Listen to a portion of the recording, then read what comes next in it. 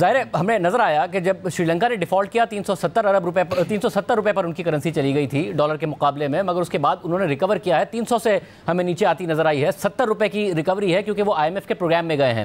اب اگر انسرٹینٹی ہے مارکیٹس میں، ظاہر ہے آپ 200 روپے پر لانے کا دعویٰ کرتے تھے، آج آپ خود ریئل ایفیکٹو ایکسچینج ریٹ 244 کہہ رہے ہیں، مگر مارکیٹ میں 300 روپے کا ٹریڈ ہو رہا ہے، انٹر بینک میں 286 روپے کا ہے، تو یعنی آئی ایم ایف لازمی ہے نا۔ تو پرابلم ہے کہ آئی ایم ایف ہی انریزنیبل ہو رہا ہے یا ہم نے پچھلے اس 4 سال کے پروگرام میں بار بار ان کا ٹرسٹ توڑا ہے۔ سو ایک تو multiple level per lack of trust ہے، they don't trust Pakistan, they don't trust this government, and then they don't trust you personally.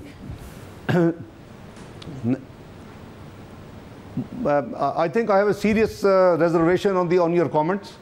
Question ہے. There's no reason why they should not trust me. Question ہے. If I fight for Pakistan, I will continue to fight for Pakistan. If I don't let my currency artificially devalued, I will not let it to happen. So I think that this is unfair comment. اور number 2 یہ کہ جہاں تک میں جب 200 کا کہتا تھا تو اس میں ریٹ 200 ہی تھا. Please go and check your record.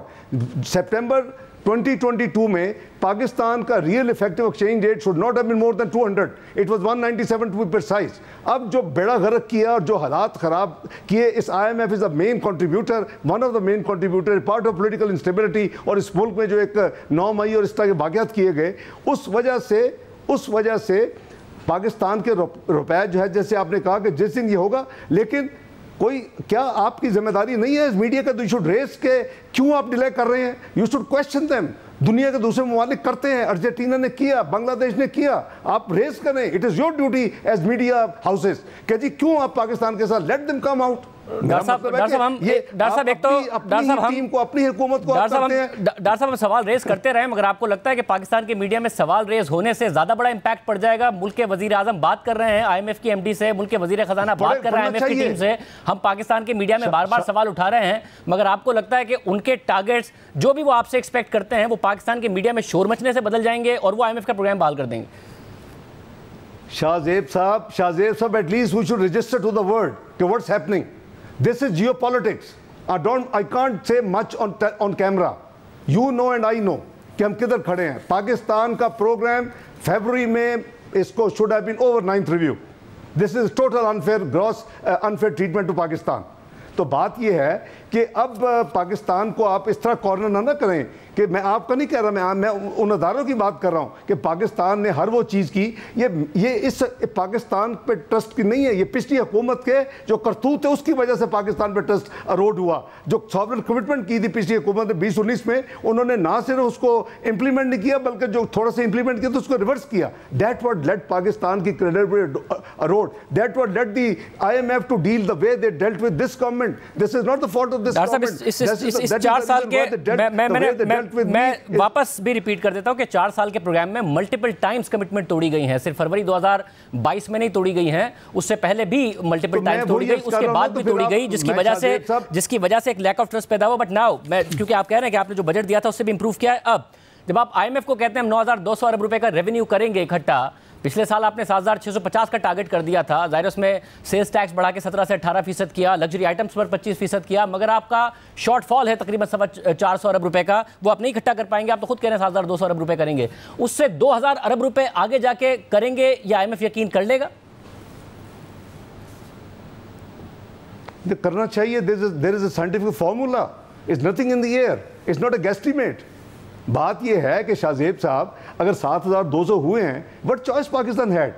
Because of their difficult attitude and unreasonable delay جو میں ہمیشہ کہتا ہوں، اس کی وجہ سے آپ کے انفوز ایکسٹرنل نہیں آ رہے. اب آپ کے پاس کیا چوائسز ہے کہ جو وہ ان کی وش لسٹ ہے، جو ڈیزائر ہے، جو within and outside Pakistan ہر روز ڈرم اپ ہوتا تھا آج سے چند ہفتے پہلے تک کہ جی ڈیفالٹ، یہ بانڈ پے نہیں ہوگا، یہ فلان پے نہیں ہوگی، یہ 1 بلین کہاں سے آئے گا، یہ 3 بلین. ہر پیمنٹ ہوئی ہے as of today while we speak. Every payment since last 1 year کوئی ڈیلے نہیں ہوئی.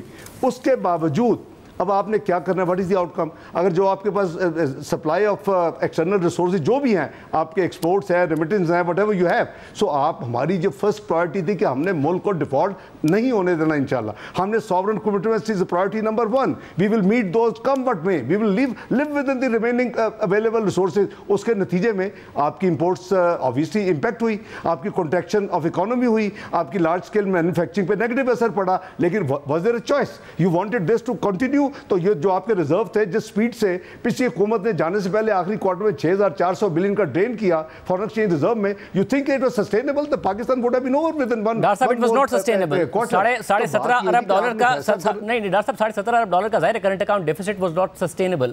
یہ بات ٹھیک ہے, 10 ارب ڈالر کے ریزرو وہ آپ کے پاس چھوڑ کے گئے تھے, اب 3.9 ارب ڈالرز کے ہیں. بٹ the problem is کہ جو آپ نے امپورٹس کرٹیل کی, جو آپ کہہ رہے ہیں کہ اس کے علاوہ ہمارے پاس کوئی آپشن نہیں تھا, ورنہ ہم کس طریقے سے آگے بڑھتے ہیں اس کی وجہ سے, کیونکہ 50% ہماری ٹیکس جو ہم آمدنی کماتے ہیں وہ امپورٹ سٹیج پر کماتے ہیں, وہ نہیں کما پائے تو آپ ٹارگٹ نہیں پورا کر پائے. تو آپ کا اگلے سال بھی جب 3.9 ارب ڈالر کے ہمارے پاس ریزروز ہیں, تو آپ امپورٹس کو تو کھلا نہیں چھوڑ پائیں گے. جب نہیں چھوڑ پائیں گے تو اب کے مقابلے میں 2000 ارب روپے کیسے اکٹھے کر پائیں گے؟ میں عرض کرتا ہوں شاہزیب صاحب, جیسے میں نے عرض کیا کہ یہ جو نمبر ہے, یہ میں نے اس کی ایک ریزنیبل ایکسپلینیشن دی ہے کہ وائی اٹ واز 7,200.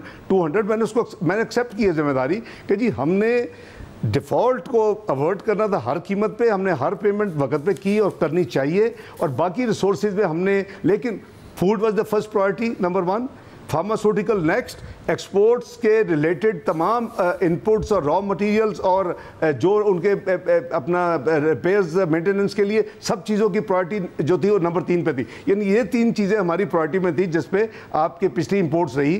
اچھا, اس کے نتیجے میں جیسے ہم نے دیکھا کہ ہمارا جو ریونیو تھا وہ 7,200 انسٹیڈ آف 7,000 ہائر, یعنی ریوائز تھا نا یہ اپورڈ, وہ نہیں ہوا, اس میں 400 ارب سے زیادہ کی شارٹ فال ہے. لیکن how we calculate next year, وہ بڑا اسٹینڈرڈ ہے کہ آپ کی جو انفلیشن ہے, آپ کی جو جی ڈی پی گروتھ ہے, اب وہ 21% آپ کی انفلیشن پروجیکٹ کر رہی ہے. ہم نے یہ پی بی ایس جو انڈیپینڈنٹ ادارہ آٹونومس باڈی ہے, اس کی اور پلاننگ کی پروجیکشن ہے 3.5% گروتھ کے لیے. ہم نے سارے جو انجنز آف گروتھ اور انیبلرز اور ڈرائیورز کو ہم نے ایکٹیویٹ کر دی ہے اس بجٹ میں, جو ہم نے اس کو یعنی کنسیشنز یا اس کو سپورٹ دیا ہے. تو 3.5% از اے ویری یعنی سیف ہم نے ٹارگٹ رکھا ہے, ویری ویری ماڈسٹ.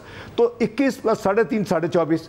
تو یہ تو پہلی چیز ہوتی ہے. اس کے اوپر گورننس, اس کے اوپر آپ کا ایڈمنسٹریٹو, اس کے اوپر آپ لیگل, میں صرف 24% لیتا ہوں. ڈاکٹر صاحب سوال یہ ہے کہ اس سال 29.2% کی مہنگائی, 0.28% کی ترقی, 29.5%, مگر آپ نے ٹیکس کلیکشن میں گروتھ دکھائی ہے تقریباً 20 سے 21%. اگلے سال آپ تقریباً 28 سے 29% کیسے گروتھ لیں گے 24.5% کی nominal G D P growth کے ساتھ؟ دیکھیں, میں جیسے عرض کر رہا ہوں کہ اس کا تو سٹینڈرڈ فارمولا کو میں نے کوائن نہیں کیا. اس کا سٹینڈرڈ فارمولا جو آپ اپنی ریونیو کے بیس نکالتے ہیں اور اگلے سال کی پروجیکشن کرتے ہیں, تو بیس از وٹ از ایکچوئل 7,200, آپ کا 24.5%. اس کے بعد آپ نے اگر کوئی ریونیو میجرز لیے ہیں وہ ایڈ ہوں گے, اس کے اوپر آپ نے ایڈمنسٹریٹو اور پالیسی اگر کوئی ایکشنز ہیں آپ نے وہ ریکوری کرنی ہے, امپرومنٹ, تو وہ نارملی آئی ایم ایف اس کی پروجیکشن یا اس کو نہیں, اس کو اگنور کرتی ہے. تو ہم نے جو ان کو 7,200 سے 9,200 کے سارے دیے ہیں, اس میں 200 بلین کے ٹوٹل ریونیو میجرز ہیں, 1-2 آپ نے گنوائے بھی ہیں 0.6%. اس طرح کے یہ جو میجرز ہیں یہ ڈاکومنٹیشن کی اکانومکلی ناٹ فار دی پرپز.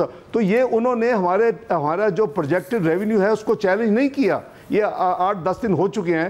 تو میں سمجھتا ہوں کہ ہم نے جو چیزیں کرنی تھی وہ ہم نے بجٹ میں اس کو اسی ڈائریکشن میں لے کے گئے. A very realistic number. لیکن ہمارا جو آگے وے فارورڈ ہے وہ یہی ہے کہ ہم جتنی جلدی ہو سکے بزنس ایز یوزول کی طرف جائیں, اور اس کے لیے یہ ہے کہ آئی ایم ایف کا ابھی 30 جون کو تو یہ پروگرام ختم ہونے والا ہے, اور اس کے بعد obviously we should move forward.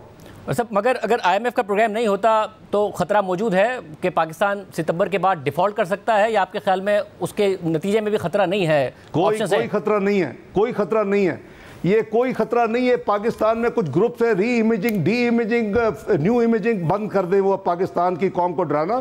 انشاءاللہ پاکستان ڈیفالٹ نہیں کرے گا, پاکستان اپنی کمٹمنٹ وقت پہ کرے گا, آئی ایم ایف اور نو آئی ایم ایف. ہماری پوری کوشش ہے کہ ہم نے جو پچھلی حکومت نے جو جتنی کمٹمنٹس کی تھی, جو آپ نے خود کہا کہ کئی دفعہ پروگرام سسپینڈ ہوا, ہم نے وہ تمام چیزیں پوری کی. ہم نے وہ تمام چیزیں پوری کی. اس لیے اس حکومت میں تم کو ٹرسٹ ہونا چاہیے, اس حکومت میں مجھ پہ ان کو ٹرسٹ ہونا چاہیے. The only one and only program in history of Pakistan جو مکمل ہوا وہ پی ایم ایل این نے اور اسحاق ڈار نے کیا, 20 13 16 کا program. All 12 reviews are at dot on the spot.